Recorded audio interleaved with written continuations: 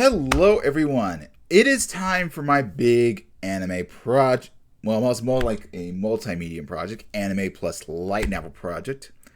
I've been teasing about this throughout my, doing Let's Plays and everything, trying to figure out the perfect timing, but we are going to begin. It is time for Full Metal Panic, a series that takes place in an alternate history between the late 90s and early 2000s. There are some details we'll discuss over. But yeah, it's time to do this. And before I give you an explanation, which is a little bit of BS, let's go a brief history on what Full Metal Panic is. Like I said, it takes place in an alternate history. And basically, the Cold War has not ended. China has kind of separated into two parts, North and South. There's another Middle Eastern war. And we have these things called the armed slaves, these giant basic robots who... they kind of use machine guns. They don't have laser power, so they're kind of Bay's first Gundam, in a manner of speaking. It takes place in this world, and it surrounds this main girl named Chitori, and being protected by this group known as Mithril, because she is known as a Whispered, which these people who are Whispered have the ability to access technology, or not access technology, but access science that is not known to this world, or very futuristic things that are not of the current time period. She can manipulate things, for instance, the Mithril's main ship. She can manipulate certain aspects of it, power up the armed slaves, specifically the Alabast, with Sosuke. So she's got some super special powers. Special abilities, and it's up to Mithril basically to protect her from a group known as Agamon, and they are sort of linked to. They're kind of like a world threat organization. Mithril is the more protector. They want to stop wars as they happen. If you've seen the G.I. Joe movies, they're kind of in this similar faction of the Joe organization. That's what Mithril does. They're very global. They have their soldiers are kind of like mercenaries. They're chosen from the best elite of different countries that are very loyal to making sure that the world is at peace. And that's the basic premise. There are three seasons in total. There is a fourth one, which is more of a comedy aspect, and it covers the first 9 volumes of the light novel, with the Fumafood doing the second set of short stories. So, to give an idea, Full Metal Panic, this is rough. Season 1 is roughly. I'll make it a bit bigger for me.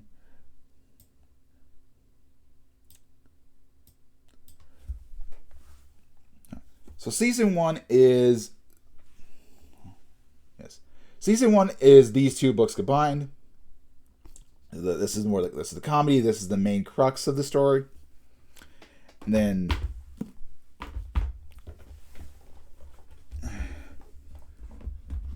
Fumafu, which takes place after the first season, is this book. And then Season 2, relatively to my knowledge, covers this book, and then Victory covers Volume 3. And unfortunately, we never got, in terms of anime, we never got a Season 4 that wraps up the story. And I don't think we even got a season that covers the final 5 short stories. Currently there's 9 available on Amazon, and also Bookwalker as well, although there's supposedly 2 more, and maybe the anime does cover it. I will have to check it out. And then for those who like the hardcover, July 15th is going to have the final volume. It's going to have the second to final volume. So Full Metal Panic is a very relatively big series. There is a spin-off series, and more recently there is a sequel that takes place about 20 years after the main story that follows Sosuke, Chitori, and they have kids, and kind of their day-to-day lives. Now, why am I doing this series? Well, to begin with, let's start with a little background on how I got in the anime. I had my anime, I guess, enlightenment period in high school, and so I started watching the series about freshman year of college. I watched, the first season English dub, and the series had been out for a while. Victory had not come out, but like the first 3 seasons, manner of speaking, Fumafu. And I did like the series, though Sosuke was a very annoying character. I didn't really like him because he is a character who is war torn. He doesn't have any mannerisms of acting like a normal civilian. And I did run through it, but my problem with this character is that there is another character known as Jonah from Normangon, who is, while a bit younger, about 3-ish, 4 years younger. He is this character. He also comes from a bit of a war-torn country, and he has a lot more class to himself. He can behave normally. So Sosuke was kind of a bit of a he kind of threw me off a little bit.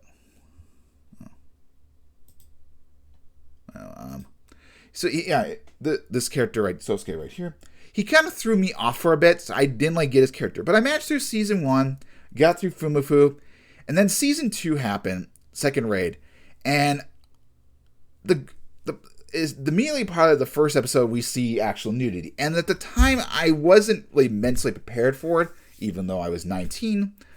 I had kind of gone through that in middle school, and so I was kind of regressing a little bit. It wouldn't be until about House of Lies, which came out in, when did that?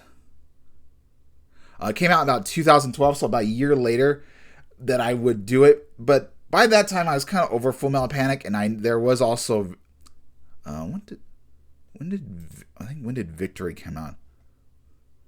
I think maybe Victory did. When did Victory? 2018. So many years. So, and that was about the time. And I remember seeing Victory. Mother's Basement talked about how good it was, and I'm like, do I really want to experience that? I don't like Sosuke, so I'm like, I put it away for the time being. Then, 2020. I had put in the first season of the collector's edition for Full Metal Panic. I was kind of wanting to get in, I was liking the omnibus and stuff. Whoops. I gotta make this a little bit shorter. I was wanting a little bit of the omnibuses. I kind of liked Boogie Pop. I got those first.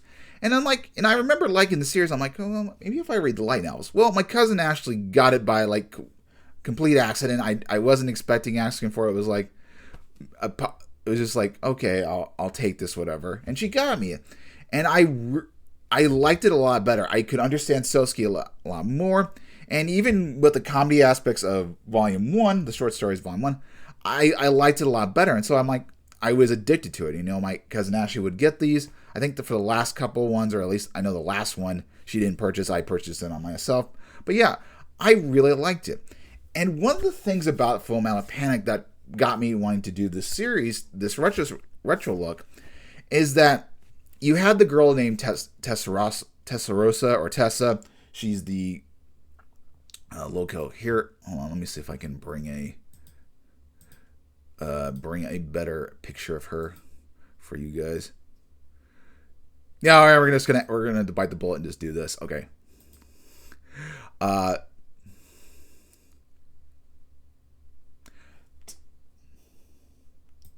Tessa, this character right here. And she's a Catholic, and now I'm not Catholic, I'm Protestant, or just basic Christian or so. But she's very religious, and the kind of the pseudo-Christian aspects of the series kind of continue throughout the entire series. The faith-believing, the Armalest requires faith. You have to believe in the unknown. And it's very prominent. And even though these things like the Whispered and everything, they never, They never dissuade Tessa's faith or anything. It more kind of compounded upon her. And in the later light novels, she sees that Sosuke is a savior to the whispered people, and she's like kind of like dependent on him for that purpose. It never dissuades her, and so it's like there's this the pseudo Christian aspect made me really want to revisit the series. Now here's the thing though. There is obviously fan service, and depending on as a Christian mother or father, depending on what your kids want to read, it might not be necessarily appropriate. Yes, there's I think a tiny bit of nudity in season 2. We'll get into that. I mean, I know there's nothing in I think the light novels to my recollection, or very briefly. But so this series would obviously appeal to more of a teenager's aspect, but I just kind of want to revisit it and see how the characterizations, are they good moral characters, good people, what they strive for. And I'm not the most expert in Christian mythology, I guess, being a good Christian. I mean, I've got my basic understandings of it, but I just kind of wanted to see if this is a good Christian series, because modern times, we don't have the most good moral stories. We're looking for something that good boys and girls can read upon, like good fictional characters that emphasize it, that may not necessarily be within the Christian, I guess, Christian fiction, because some of the stuff can be very cheesy, and so you maybe want something that is a little bit more modern, a little bit more edgier, a little more dynamic. Things like Digimon, like one of the more Full Metal Alchemist. That's also a very good example. So series like that, and I want to see if Full Metal Panic holds that up. Despite its fan service, there is a bit of a love triangle, and there's no harem, whatever. There is a clear victory, but kind of seeing why Sosuke chooses who he chooses, maybe why the other ones doesn't work out. Just kind of wanted to tackle that. And so, okay. Now with that said, how is the anime gonna progress? Well, the first episode's gonna come right after this part, and I'm gonna be doing like anime episodes three times a week, Monday, Wednesday, Friday. Then after I finish that up, I will given now the length of everything, it'll be a separate video, but basically I'll do three episodes per week. Once I finish the season, I'll kind of give an overall wrap up review of it, and then I'll finally move on the light novels. I'll review each light novel individually. I'll do all three of like the omnibuses, but I'll review each individual novel, give my thoughts, whether the big changes and everything. I do know there are some kind of minor changes that just help are a bit different. It makes a little bit more grounded reality, but we'll get into that. So that is kind of my overall plan for Full Metal Panic. I want to do the main series, the main 12 novels. The side stories I will get to. Because I know Fumofu and season 1 covers the first 2 novels, short stories. So I will get to those, but probably I'll have to wait till everything is over. That is my plan. So to basically summarize, season 1, Omnibus 1, season 2, I'm going to say Fumofu for end, but I'll do season 2, then Omnibus 2, season 3, Omnibus 3, and then I'll do Fumofu, and then I'll do